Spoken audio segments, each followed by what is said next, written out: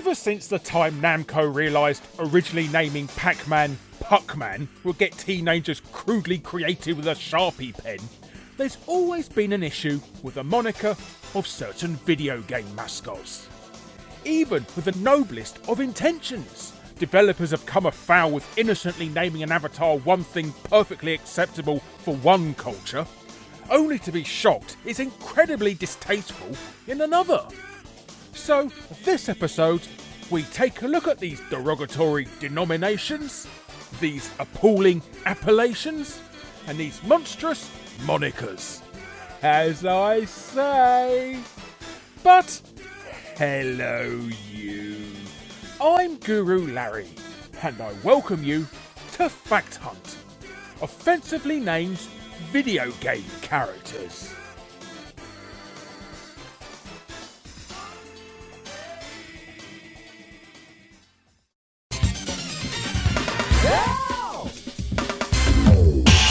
Power Stone, Capcom's seemingly now abandoned gem. Well, at least at the time of writing. This forgotten fighter with interactive three-dimensional arenas was released on both the Sega Naomi arcade system and the Dreamcast in 1999, boasting a roster of 10 combatants, one of which was the main character and pilot Edward Falcon, commonly referred to simply as Falcon. But his name wasn't always Falcon. Oh no! His original name, as preserved in the Japanese release, was Fokker. For some reason, they decided to change it in the West. I couldn't imagine why. The name Fokker appears to be in reference to the fact Edward is, evidently from his attire, a pilot, and flies a plane called the Hockenheim, which shares its name with a town in southwest Germany. Fokker, of course, being an aircraft manufacturer named after the founder Anthony Fokker, aka the Flying Dutchman, which most notably made German fighter planes during the First World War. So it's ironic then that the blonde-haired, blue-eyed character Capcom named Fokker is actually British, and sports a Union Jack on the shoulders of its pilot's uniform. Edward is said to be from Londo, a fictitious playable arena from the first game, probably based on London, which mistakenly is actually written as London in Power Stone 2's manual. Anyway, with Capcom fearing many rude jokes on the horizon, Fokker's name was changed to Falcon in the North American and European copies of the game. Furthermore, Edward's father appears in Falcon's ending scene, and was even an unlockable character in the second instalment of Power Stone. His name in Japan? Pride Fokker. Strangely, Mother Fokker isn't mentioned.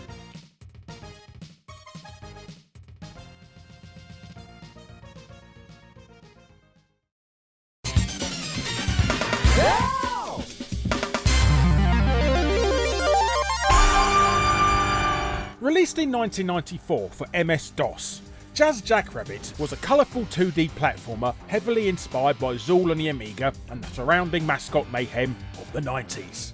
The game was developed and published by Epic Mega Games, which you probably know today as simply Epic Games. I think they're famous for doing some sort of Battle Royale game or something. I've never heard of it before. Anyhow, Jackrabbit has you play as the eponymous intergalactic anthropomorphic green hare. Equipped with his blaster gun and red bandana, Jazz must stop his arch-enemy, Divan Shell, an evil turtle, from kidnapping the Crown Princess Eva Earlong, save his home planet of Caratus. The parodic plot plays on the fable of Aesop's The Tortoise and the Hare, with the game's coding done by Arjen Bruce and designed by Cliff Bleszinski. The popularity of the game, largely attributed to its fast action gameplay, quality of graphics and bass-fueled soundtrack, later propelled Cliff to work on games such as Bulletstorm and the Unreal and Gears of War series. But more immediately the success, including the award of Arcade Game of the Year in PC Format magazine, led to a jazzy new sequel, Jackrabbit 2 in 1998. The second outing introduced a furry little friend, Jazz's younger brother in fact. His name was Spaz, and therein lies a problem. You see, the word spaz, specifically in the UK, is a shortened form of an offensive term for the disabled. And it wouldn't be the last time it's controversially been included in a game.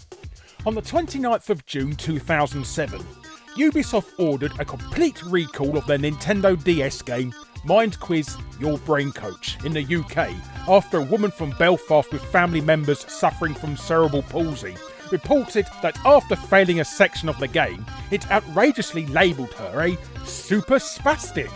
And famously, Nintendo recalled the UK version of Mario Party 8 for the Wii on the 13th of July that same year, a mere 2 weeks after Mind Quiz was pulled from the shelves, after a Magikoopa astonishingly blurted the line, "Turn the train spastic." The offending term was replaced with the word erratic, and the game was re-released on the 3rd of August. Anyhow, as for Jazz's sibling, this was a creation of Nick Stadler, an artist and animator employed by Epic Mega Games late into the first game's development, whose cartoonish art style proved central to the series. Out of sheer frustration with the sequel's many development issues, Nick began jokingly experimenting with drawings of Jazz, initially naming his new crazed creation Spaz Slackrabbit. However, it was amusing enough for the team to adjust his surname and actually add him to the game.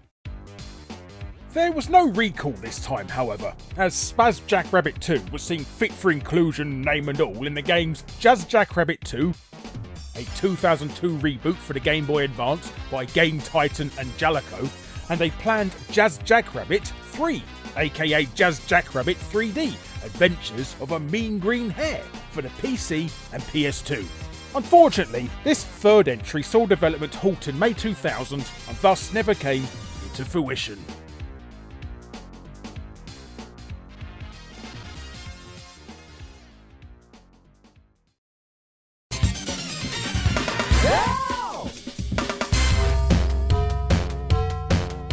We're all familiar with the 2007 classic first-person shooter Red Ocean, aren't we? No? Well, obviously not then. Red Ocean was developed for PC by Collision Studios and published by DTP Entertainment, the same company that published The Mystery of the Druids. You know, that game with a hilariously horrified face on the cover, before DTP officially became insolvent in 2012 and sold a number of its licenses to Nordic Games, which of course later became THQ Nordic. Anyhow, running on the Gamebryo engine, previously called Net Immerse before its name change in 2003, the premise of Red Ocean is that a new source of energy has been discovered on the seabed, and your objective is to dive deep down and thwart a terrorist organisation which plans to use it to create a weapon of mass destruction, thus saving the world. So basically, you run around shooting people until the game ends. Whilst the unoriginal nature of the story may render it forgettable, the hero's name is certain to stick in the mind. But who is this saviour taking the law into his own hands and holding his own, you ask? Hard. Jack Hard. Oh dear. No, it's not a cock and bull story, it's absolutely true. Although the name Jack Hard suggests a white ocean, as opposed to a red one, given the game's plot, it's likely the developers simply resorted to generating what they perceived to be the most generic terrorist hunting action movie hero name possible. Then again, who knows? Maybe they were trying to pull a fast one.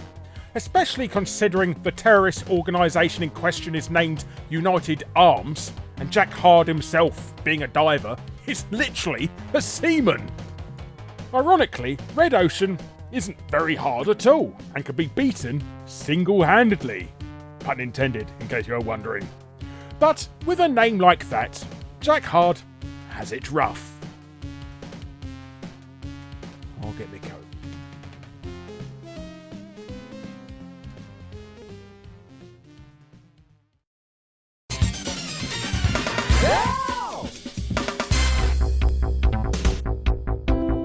The brainchild of Genyo Takeda of Nintendo's Integrated Research and Development Division and Shigeru Miyamoto, 1984's Punch-Out was an instant arcade sensation, particularly in the US, where it became the most successful arcade game of that year.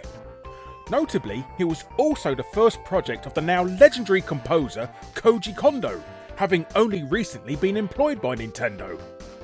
With the home console adaptation Mike Tyson's Punch-Out for the Famicom and NES landing in 1987, followed by sequels and spin-offs, the series, however, virtually has an entire roster full of national stereotypes. For instance, Glass Joe, a play on Glass Jaw, is a baguette-loving Frenchman with overwhelming cowardice, holding a record of 1 win and 99 losses. Whilst von Kaiser is a mustachioed, militaristic German strongly resembling Germany's last emperor, Wilhelm II. The name von Kaiser translating to of or from emperor. Add Don Flamenco to that list, a rose-wielding Spanish bullfighter who enters to the theme of the Carmen Overture, Carmen being an opera set in southern Spain, which incidentally has a character named Don Jose in it, and one can be forgiven for concluding Nintendo seemingly crammed in as many generalisations as possible to concoct their combatants. But as we're specifically looking at names this episode, allow me to highlight the main offenders. First up, Italian boxer Pizza Pasta. Yeah. Only serving up in the arcade original, Genyo reasoned in a 2009 interview that the name was given as it meant that he sticks around and is hard to beat, with then Nintendo president Satoru Iwata stating, like the way cheese on pizza is sticky. Yeah, got nothing to do with him being from Napoli then.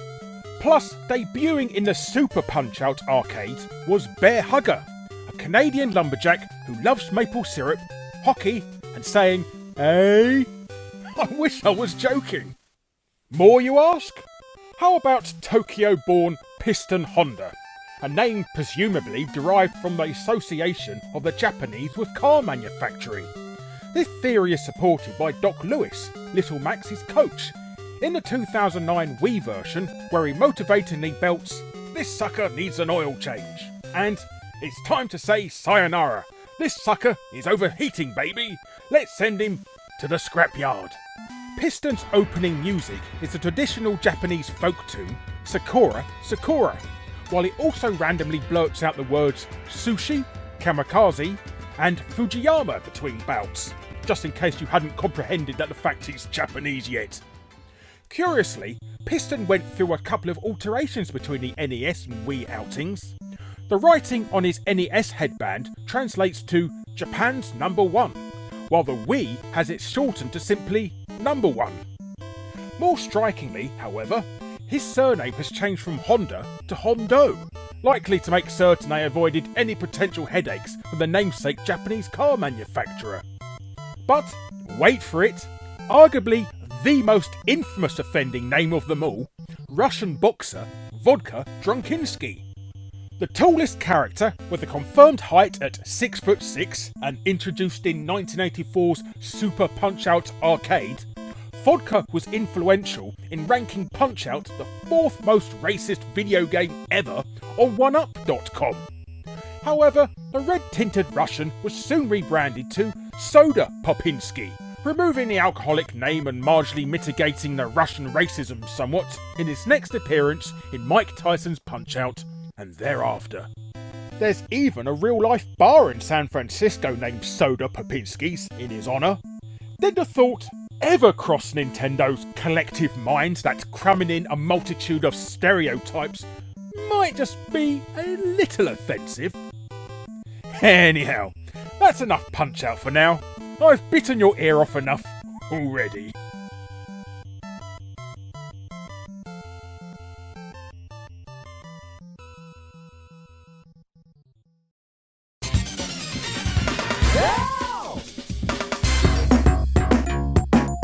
Well, the clue is in the name for this one, really.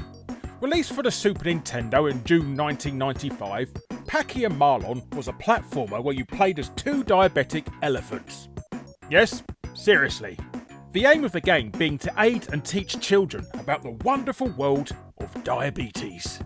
Developed by WaveQuest and published by Raya Systems, Packy and Marlon was merely one of many educational games on the SNES from Raya.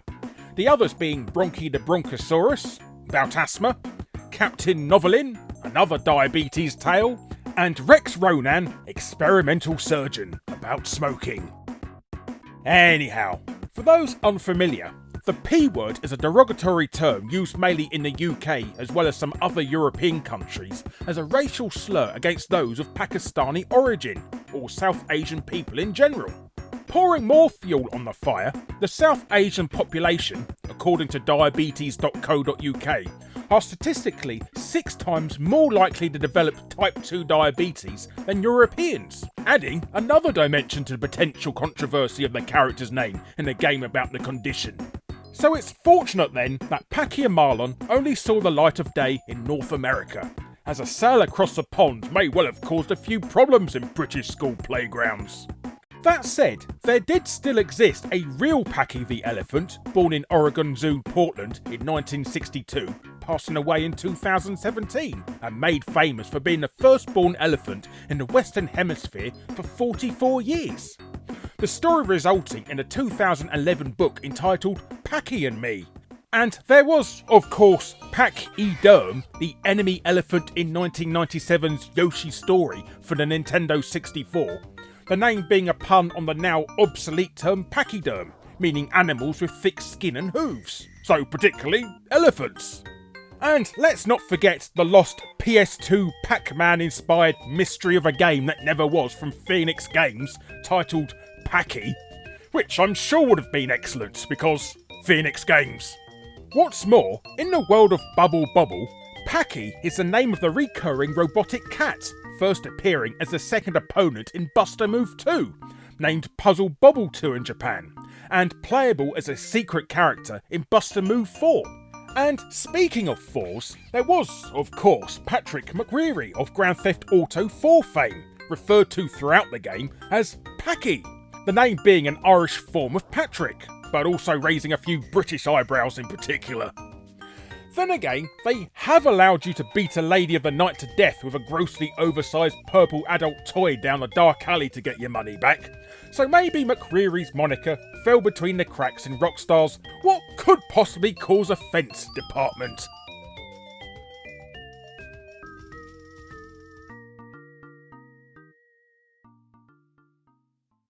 Hello you! Thanks ever so much for watching. Be sure to subscribe to be first to see future Fact Hunt episodes. Click on the bell if you already are to make sure you're notified, and be sure to check out my other episodes. And if you want to be super awesome, check out my Patreon. But thanks again for watching, and until next time friends, I'm missing you already.